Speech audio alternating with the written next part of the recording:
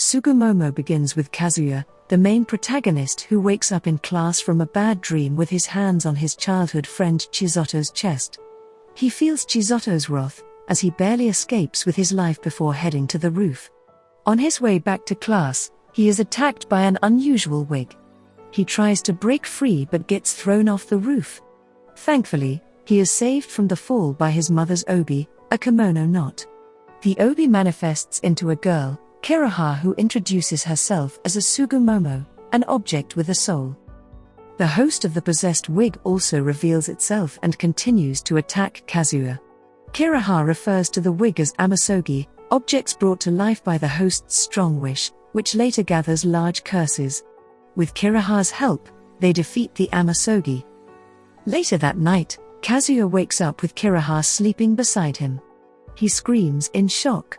Kasumi, Kazuya's sister, runs to his room when she hears him scream in shock. Kiriha insists that she is now Kazuya's master. One day, Kazuya tricks Kiriha and leaves her at home tied up in a box, while going to school alone. At school, Chizoto takes Kazuya to the library to help him with his schoolwork. When they are done, Chizoto tries to leave but the library doors are locked. Meanwhile, an angry Kiriha appears before Kazuya and beats him for leaving her at home. Kiriha then explains that this is the work of an amasogi. Suddenly, the room transforms into a large hall filled with books, revealing the entire library as a massive amasogi. The amasogi attacks Kiriha with books and summons a giant golem that starts chasing them. They later realize that Chizoto is the amasogi's host, triggered when Kazuya rejected Chizoto's offer to help him study at home. After Kazuya accepts Chizoto's proposal to study, the library returns to normal. Shiro, Kazuya's childhood friend and classmate, is approached by a stranger who asks for information on Kazuya. She introduces herself as Kokuyu, a retainer of the god of the land.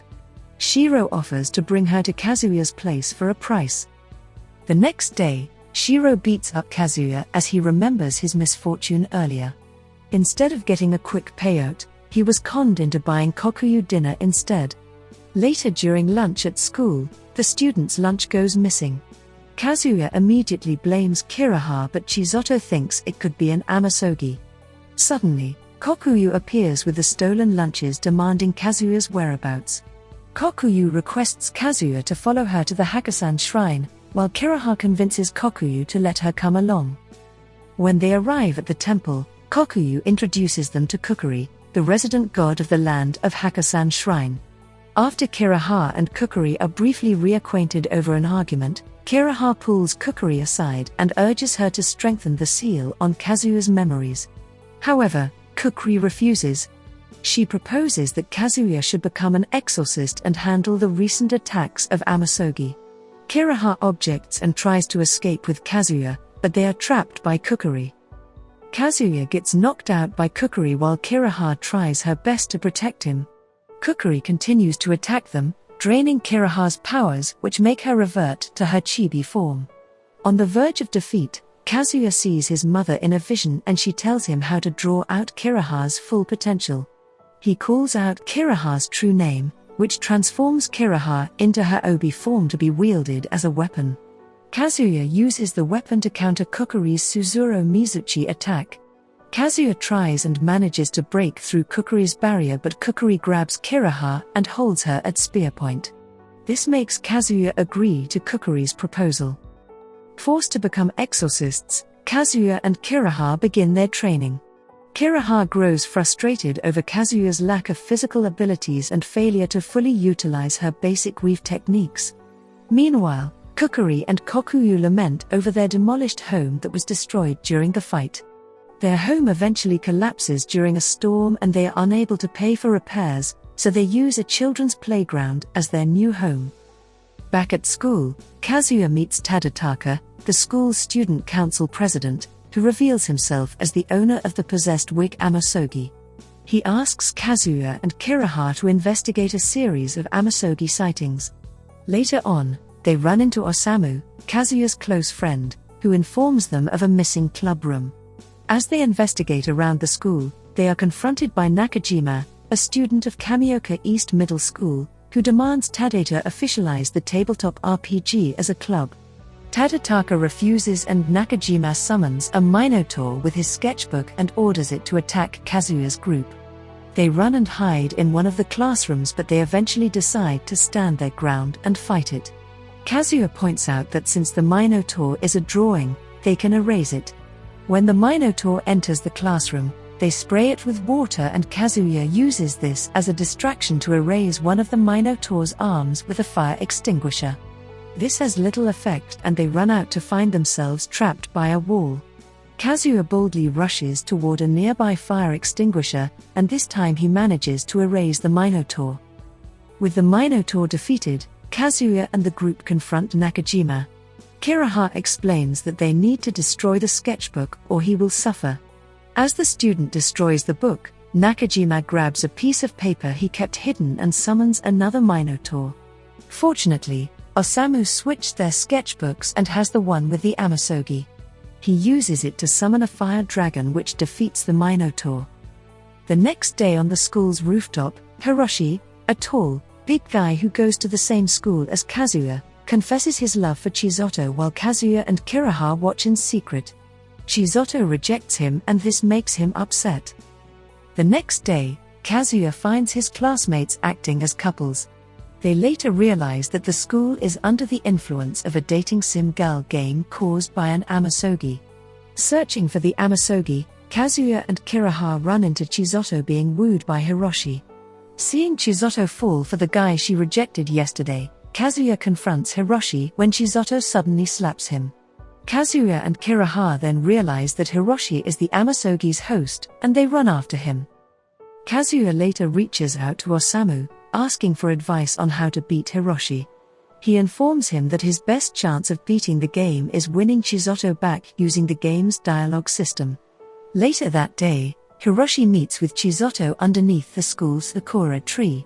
Despite his earlier rejection, he prepares to confess his love again, believing it will work this time. Just as he confesses, Kazuya interrupts them with a pair of dolls. It turns out that when they were kids, Chizoto and Kazuya used to play house together. But because of the other kids who made fun of him, he stopped playing with Chizoto altogether. Kazuya asks Chizoto to play with him, to which she accepts and leaves Hiroshi in tears after rejecting him again. Later, Chizoto and Kazuya go to rest at the nurse's office while Kiriha and Osamu look for Hiroshi. Kazuya later wakes up tied to the bed with Chizoto naked and on top of him. Meanwhile, Hiroshi informs Osamu and Kiriha that the game is running on a PC in the school's computer lab and that the game is not a typical dating sim game but more of an erotic one. Hearing that, Kiriha rushes to the nurse's office while Osamu and Hiroshi run towards the computer lab. They managed to stop the game and destroy the Amasogi. One evening, Kazuya was shocked to discover that Kiriha was eating dinner with his family. It turns out that Kiriha has already been acquainted with his family since she showed up. Kazuya and Kiriha later go out to buy some pudding when they run into Kukuri in tears. Kokuyu explains that their temporary shrine has been closed off after it was deemed dangerous when a kid injured himself there. Kiriha allows them to stay at Kazuya's home while they figure things out. The next day, Kiriha drags Kukuri to borrow money for a curse forecast from another shrine. The group later arrives at Kanara Shrine, where they are greeted by Taguri, the resident god of Kamioka. Kukuri apologizes to Taguri for not repaying her previous debts and asks to borrow money for a curse forecast. Soon after, Taguri takes out a deck of golden cards and invites them to a game of concentration. Once they start playing, Kiriha notices a weird set of cards and asks about it. Kukuri explains that penalty cards are mixed in with money cards. Kiriha tries to leave, but Kukuri stops her, insisting that they only need to get all the cards to avoid punishment. As the game continues, Taguri beats them. They are punished and forced to wear cat and bunny suits. By the end of the day, Kazuya and the group managed to borrow 175,000 yen from Taguri for the curse forecasts. Kukuri has been training Kazuya and Kiriha to become Amasogi exorcists at the Hakusan Shrine. The following day, Kazuya, Chizoto, and Osamu are called to the student council's office. They meet Tadataka, who tells them that students have been seeing the ghost of a girl who died 2 years ago. Kiriha insists that ghosts do not exist and suggests it is an amasogi. Tadataka suggests asking members of the newspaper club when suddenly a student encounters a ghost asking for a letter. Kazuya tries to capture it but it escapes. Kiriha explains that the ghost is a kamioni, a powerful amasogi born from the regrets of the dead. The group finds out that the ghost was Eiko, a student who committed suicide 2 years ago. One of the students explains she committed suicide because her fan club bullied her. They then discover that Eiko's sister Nonoko is the amasogi host and has since been wondering why her sister committed suicide. Kazuya questions Muratsuki, the leader of the fan club who bullied Eiko. On the day she died, Muratsuki followed her to the roof, where she found her shoes and suicide note. She had hidden the note as she thought it would incriminate them for bullying her. Nonoko reads her sister's letter, which details the events of what happened to Eiko days before she died. Eiko wrote that she killed herself to protect her sister from the voices in her head. After reading the letter, Nonoko blames herself for her sister's death. Kiriha explains that they need to kill the kamioni. They struggle but eventually defeat it. One day, Kazuya is called out by Tsunao Sumeragi, an exorcist and the only living heir of the Sumeragi dojo, and her katana, Kokitsu. Tsunao attacks Kazuya and calls him a pathetic excuse for an exorcist. Kiriha tries to defend Kazuya, but she is easily brushed off. Tsunao later introduces herself and explains that Kazuya is weak and not fit to replace Kanaka, Kazuya's mother, and her longtime rival. Tsunao and Kotetsu meet with Kukuri, who explains that Kanaka has passed away, and Kazuya has inherited her obi weapon, Kiriha. Tsunao describes how they observed Kazuya during his fight with the kamioni and requests to test Kazuya's strength for herself. She challenges Kazuya to a duel to decide who will become the region's exorcist. The next day, Kiriha wakes Kazuya to train but he refuses to get up. He blames himself and says people suffer because of him as he attracts curses and believes that Tsunao would make a better exorcist than him. Kiriha assures him that she will always be with him despite everything. Kazuya finally accepts being an exorcist and declares that he will not give up and agrees to duel Tsunao and Kokitsu. On the day of the duel, both parties meet at the Hakusan Shrine, where Kukuri will judge the fight. The fight begins and Tsunao and Kazuya attack each other relentlessly, showing their skills and speed. The battle continues and Tsunao is driven off with a sudden counter from Kazuya. Kazuya continues his attacks while Tsunao retreats and recovers from Kazuya's last attack. The battle has reached a standstill as the two fighters plan their next move.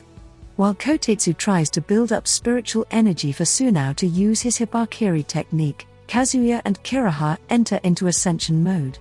In Ascension mode, they become stronger with superhuman feats which greatly enhances their combat skills, and they defeat Tsunao and Kokitsu, winning the duel.